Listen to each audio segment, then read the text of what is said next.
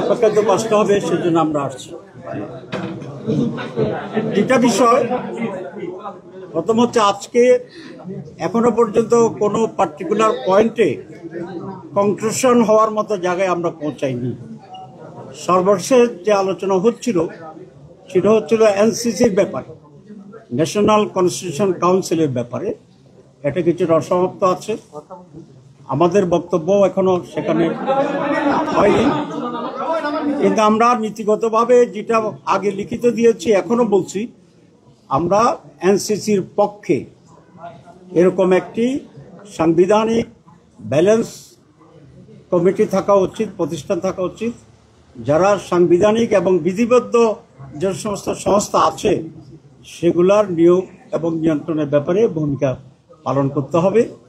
সেখানে প্রধানমন্ত্রী থাকবেন, প্রধান বিরোধী দলীয় নেতা বা নেত্রী যিনি তিনি থাকবেন, আমাদের স্পিকার থাকবে, আপার লোয়ার হাউস যদি হয় ডেপুটি স্পিকার থাকবেন।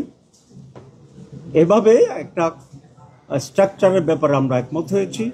অরিজিনালি প্রস্তাব ছিল ওনাদের সেখানে প্রেসিডেন্ট এবং প্রধানমন্ত্রী থাকবে, চিফ জাস্টিস থাকবে, প্রেসিডেন্ট অ্যান্ড চিফ জাস্টিস থাকবে। এই দুইজনের ব্যাপারে আমরা আপত্তি করেছি এই জন্যে যে একজন হচ্ছে দেশের অভিভাবক হিসেবে প্রেসিডেন্ট ভূমিকা পালন করবে, আরেকজন জুডিশিয়াল চিফ যিনি দেশের আইন এবং বিচার বিভাগের জন্য, জাস্টিসের জন্য প্রধান। সো ওনাদের এই কমিটিতে আনলে এখানে যদি কোনো রকম বিরোধ তৈরি হয় তাহলে এটা মীমাংসা করার আর কোনো বডি থাকে না। তো সে কারণে আমরা বলেছি প্রেসিডেন্ট এবং প্রধান বিচারপতি বাদ রেখে এটাকে কনস্টিটিউট করা। অনেকেই কিছু এদিক ওদিক বলেছেন, কিন্তু অলমোস্ট দু একটি দল ছাড়া বাকি সকলেই এনসিসি গঠনের ব্যাপারে নীতিগতভাবে আমরা একমত হয়েছি। না, আমরা ওইগুলো আমরা মনে করি যে আবার আলোচনা হবে, কন্টেন্টস কি হবে, কারা কারা থাকবে সেক্ষেত্রে পরে বিস্তৃত আলোচনা হবে। তবে বাংলাদেশ জামায়াত মনে করে আমাদের তিন বাহিনী প্রধান এই জায়গার বাইরে থাকা ভালো নিয়োগের ক্ষেত্রে। তাদের যে ফর্মাল যে নিয়োগের প্রক্রিয়া আছে সেটাই থাকে আগের মতোই, সেটাকে আমরা সমর্থন করি।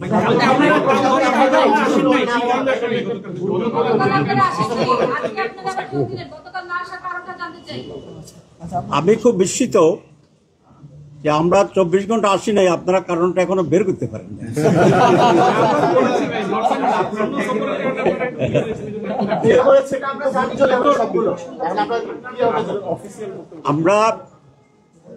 আপনারা দেখেছেন যে মাননীয় প্রধান উপদেষ্টার লন্ডন সফরের কিছু কিছু বিষয়ে আমরা আপত্তি জানিয়ে এবং প্রশ্ন করে একটা বিবৃতি আমরা দিয়েছি। সেই বিবৃতিটাই হচ্ছে ওনার লন্ডন সফরের ব্যাপারে আমাদের অফিসিয়াল স্ট্যান্ড, এবং এটা আমাদের নির্বাহী বৈঠকে, হাইস্ট বডি যেটা আমাদের অ্যাপেক্স বডি, সেই নির্বাহী বৈঠকের সিদ্ধান্ত ভিত্তিতেই এটা এবং অ্যাপ্রুভালের ভিত্তিতেই সেই স্টেটমেন্ট আমরা দিয়েছি।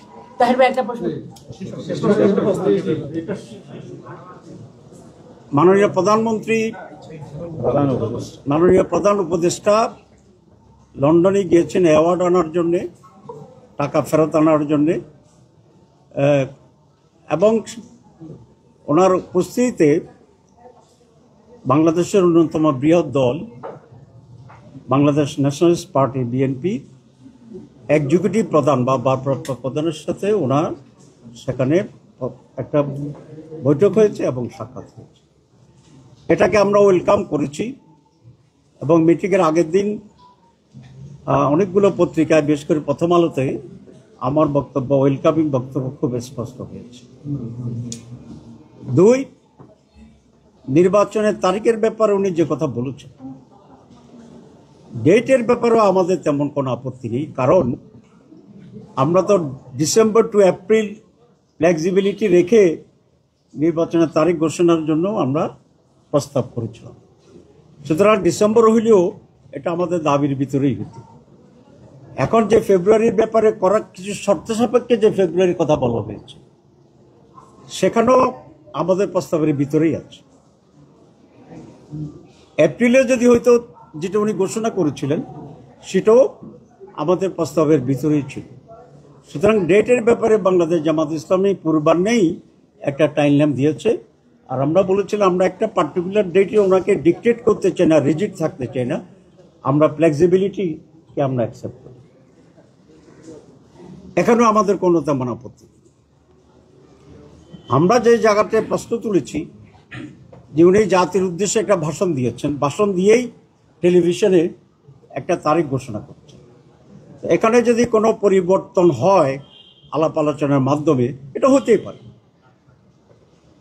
বিএনপি একটি বড় দল, তাদেরও দাবি ছিল, এবং আলোচনা করে উনি যদি কনভিন্সড হন যে এটা চেঞ্জ হতে পারে, এখানে আমাদের কোনো কথা নেই। কিন্তু সেটা ভালো হইতেও যেহেতু উনি একটা টেলিভিশনে কমিটমেন্ট করেছিলেন, বাংলাদেশে এসে আবার কথাবার্তা বলে এটাকে উনি রিভাইজ করতে পারতেন, কিন্তু সেটা উনি করেননি।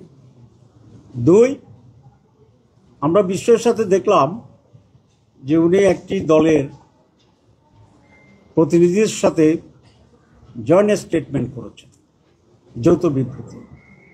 এটা পৃথিবীর ইতিহাসে রিপিট হয়েছে, আসছে কিনা আগে এক্সাম্পল আমাদের জানা নেই। বিভিন্ন দেশের সরকারের সাথে প্রধান বিরোধী দল বা পার্লামেন্টের প্রতিনিধিত্বকারী দলগুলোর সাথে মিটিং হয়, কারণ তখন তাদের একটা স্ট্যাটাস ডিফাইন্ড। এখানে বহুদলীয় গণতন্ত্রের 100-এরও বেশি দল আমাদের দেশে আছে, তাহলে তো এমন এক কালচার তৈরি হবে, উনি যার সাথে কথা বলেন একটা জয়েন্ট স্টেটমেন্ট করতে হবে।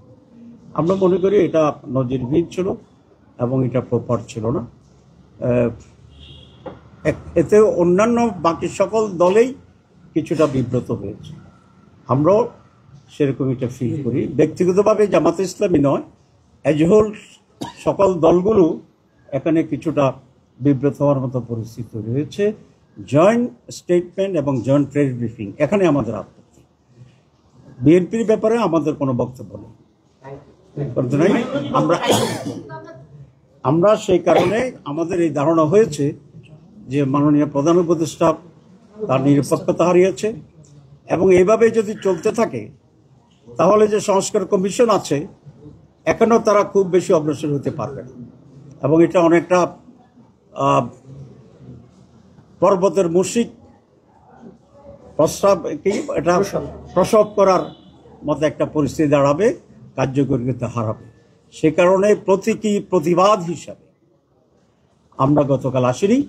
এর মধ্যে আমাদের সাথে ইন্টারিম গভর্নমেন্টের অনেক ঊর্ধ্বতন ব্যক্তিরা যোগাযোগ করেছেন, এবং কাল দুপুরে মাননীয় প্রধান উপদেষ্টা আমাদের মাননীয় আমিরের সাথে ফোনে কথা বলেছেন, এবং কথা বলে আমরা আমাদের কথা বলেছি, উনি কিছুটা রিয়েলাইজ করেছেন, এবং উনি এটা আশ্বস্ত করেছেন যে ওনার সরকার নিরপেক্ষ সরকার, ওনারা কোনো বিশেষ দল বা গোষ্ঠীর প্রতি ইনক্লাইন না।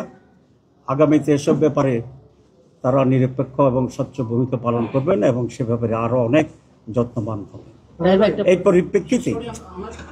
পরিপ্রেক্ষিতেই ওনার সাথে কথা বলা এবং অন্যান্য কর্মকর্তাদের সাথে কথা বলার পরিপ্রেক্ষিতে আমরা আজকে আবার আসার জন্য সিদ্ধান্ত নিয়েছি। আমরা কোনো কিছুই অচল অবস্থার সৃষ্টি হোক সেটা আমরা চাই না, আমরা সবসময় ইন্টারিম গভর্নমেন্টকে সহযোগিতা করে আসছি। তো কিন্তু যেখানে ব্যর্থ হয় সেখানে অবশ্যই আমাদেরকে কথা বলতে হবে, আমরা শুনছি। আমরা আশা করি আমরা এখন থেকে রিফর্মস কমিটিতে আমরা রেগুলার থাকতে পারবো ইনশাআল্লাহ। ভাই একটা প্রশ্ন নেবেন ভাই? সেটা হলো যে অনেকে ভাবছে যে এইটা দিয়ে যে এক্সিকিউটিভ পাওয়ারটা ভাগ হয়ে যাচ্ছে, এবং এরকমও আলোচনা যে যারা ক্ষমতায় যেতে পারবে না তারা চাইছে সরকারের হাত পা বেঁধে দিতে, মানে এটাকে তাহলে কি সবাই সবার দলীয় স্বার্থে চাইছে? জি, আপনি যে ব্যাখ্যা দিচ্ছেন এই ব্যাখ্যা এটাও তো হইতে পারে যে সেটা দলীয় স্বার্থে হইতে কথা বলতেছে। সুতরাং দলের স্বার্থে কোন দল উপকৃত হবে, কোন দল ক্ষতিগ্রস্ত হবে, জাতীয় পর্যায়ের সিদ্ধান্তগুলো সে বিবেচনায় কোনোভাবে আসা উচিত নয়। আসতে হবে যেটা হওয়ার দরকার, যেটা হলে দেশের জন্য ভালো হবে, কল্যাণ হবে, স্মুথ গভর্নমেন্ট হবে। এটা আমরা মনে করি যে বাংলাদেশের 54 বছর অভিজ্ঞতায় আমরা দেখেছি যে কোনো একটি শুধুমাত্র প্রধানমন্ত্রী বা যখন প্রেসিডেন্ট এত বেশি পাওয়ারফুল হয়ে যায়, চেক অ্যান্ড ব্যালেন্স না থাকার কারণে তারা ফ্র্যাঙ্কেনস্টাইন স্টাইলে দেশ চালাতে চায় তারা স্বৈরাচার হয়ে যায়, তারা ফেসিবাদ হয়ে যায়, তারা একনায়ক হয়ে যায়।